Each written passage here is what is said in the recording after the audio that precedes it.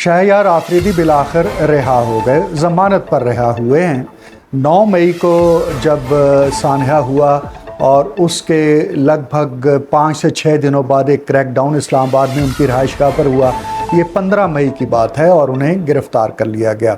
उसके बाद फिर लगातार जनाब तारीख़ें पढ़ती रहीं, तारीख़ पे तारीख़ पढ़ती रही और कभी ये रिहा होते थे और फिर गिरफ़्तार होते थे, कभी पहले गिरफ़्तार होते थे फिर रिहा होते थे, कभी पहले रिहा होते थे फिर गिरफ़्तार होते थे। तो इनका थोक के हिसाब से इनकी गिरफ़्तारियाँ हुई और लगता है कि इनको ठोक कर ज़मानत मिली है, यानी कि बड़े अलाल-ए-लान ज़मानत मिल गई है। और ये वही वक्त है जब श्री मज़ारी साहिबा, जब फवाद चौधरी साहब, जब असद उमर साहब, जब यानी वो हमारे शाह महमूद कुरैशी साहब, ये सारी टॉप लीडरशिप भी उस वक्त जेल में थी, उन्हें भी गिरफ़्तार किया हुआ था। तो शहरयार आफरीदी कोई छोटे मोटे लीडर नहीं है, बल्कि टॉप रैंकिंग के जो फर्स्ट ईयर की लीडरशिप है पीटीआई की, उसमें इनका शुमार होता है।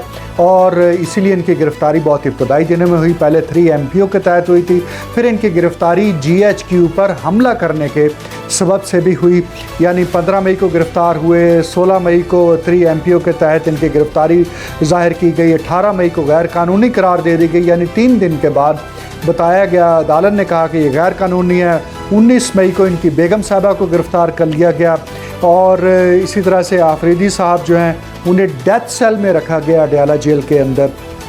23 मई को उनके वकला से उनकी मुलाकात की इजाज़त दी गई और 23 मई को जेल हुकाम से कहा गया कि उनकी मेडिकल रिपोर्ट सबमिट करें और 30 मई को वो रिहा हुए पहली मरतबा और फिर गिरफ़्तार हो गए और फिर 31 मई को उनकी फिर से गिरफ़्तारी कर ली गई। यानी बाज़ औक़ात तो ये हुआ कि अभी रिहा हुए, अभी गिरफ़्तारी हुई, फिर दोबारा से रिहाई हुई, फिर दोबारा से गिरफ़्तारी हो गई और फिर वो कोर्ट ने 1 जून को IG इस्लामाबाद को नोटिस कर दिया कि भाई आप क्यों नहीं इन्हें रिहा कर रहे हैं, और उनकी गिरफ़्तारी 5 जून को गैर कानूनी करार दी गई। ये मैं 9 मई के बाद से चल रहा हूँ, तो 9 मई के बाद हम 5 जून यानी 9 जून के करीब आ रहे हैं और अभी तक इनकी रिहाई और गिरफ़्तारी का अमल जारी था।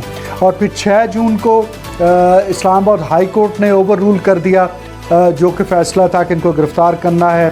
फिर 16 जून को इनको दोबारा से गिरफ़्तार किया गया और फिर जुलाई का सारा महीना इसी तरह से गुजर गया और बिलाखिर 15-16 अगस्त है आज और आज इनकी रिहाई हुई है। तो अगर इनको 15 मई को अरेस्ट किया गया था और 16-15 के करीब आकर अगस्त में इनको रिलीज़ किया गया है, तो ये 3 महीने का पीरियड बनता है, गोया कि 90 दिन। और किसी दौर में नैब के अंदर कस्टडी का जो रिमांड 90 रोज़ का होता था, यानी उससे पहले रिहाई नहीं हो पाती थी, जिसके तहत हमने देखा कि वो शायद खान अब्बासी अंदर रहे, जिसके तहत वो जनाब मोहतरम एहसन इकबाल अंदर रहे और बाकी बहुत सारे रहनुमा नैब जब ले गई थी तो 90 रोज़ तक उनकी ज़मानत नहीं हुई थी। लेकिन इनके केस में ये था कि 15 मई को इनके रेड होकर 16 को गिरफ़्तारी डाली जाती है और 23 मई को यानी कि कोई हफ्ते बाद इनकी रिहाई के ऑर्डर्स होते हैं। लेकिन फिर ये होता है कि तारीख़ पे तारीख़ पड़ती है, गिरफ़्तारी पे गिरफ़्तारी होती है, ज़मानत पे ज़मानत होती है और दोबारा से गिरफ़्तारी पे गिरफ़्तारी होती है।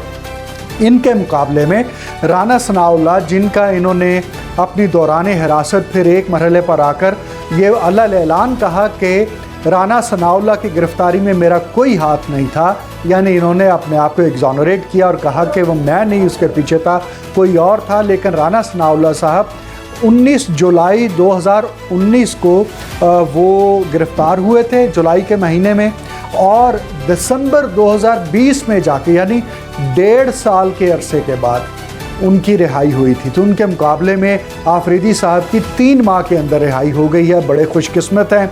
और अब ये है कि ये बात लेकिन अहम है कि इनकी ज़मानत पर रिहाई तो हुई है, लेकिन अभी इनके ऊपर केस चलना है, अभी इन्होंने इंडाइट होना है और इनको केस के अंदर बरी होना है या सज़ा होनी है। तो इस हवाले से अभी इनका इम्तहान, अभी इनकी आजमाइश ख़त्म नहीं हुई है। एक मरहले पर हरीम शाह ने भी इनके लिए इनकी तारीफ़ की थी कि वो इमरान खान, और फिर जब शानदाना गुलजार अगर ना पकड़ी जाती, उनको कोर्ट में पेश करने का ऑर्डर ना होता, उनकी रिहाई का मामला ना होता, तो हो सकता है आज दोबारा से जो शहरयार अफरीदी उनकी गिरफ़्तारी हो जाती। इमरान खान साहब इनकी रिहाई के लिए बात करते रहे थे, लेकिन जब शहरयार आफरीदी रिहा हुए हैं तो ख़ुद इमरान खान को जेल हो चुकी है। शहरयार आफरीदी के वकील का कहना है कि वहाँ पर इन्होंने अदालत को अंडरटेकिंग दी है कि हम कोई सियासी बयान जारी नहीं करेंगे। गोया कि इनका सॉफ्टवेयर 3 माह के अंदर अपडेट किया गया है और जब ये मुकम्मल तौर पर यकीन दहानी हो गई है कि ये भी अली ज़ैदी की तरह बाहर निकल कर ये नहीं कहेंगे कि यहाँ गोली मारोगे तो मैं इमरान खान से हटूँगा, तब इनकी रिहाई मुमकिन हुई है। अब आगे इनका केस कैसे चलता है, ये किस तरह से बिहेव करते हैं, अभी इश्क के इम्तहान और भी हैं। शुक्रिया।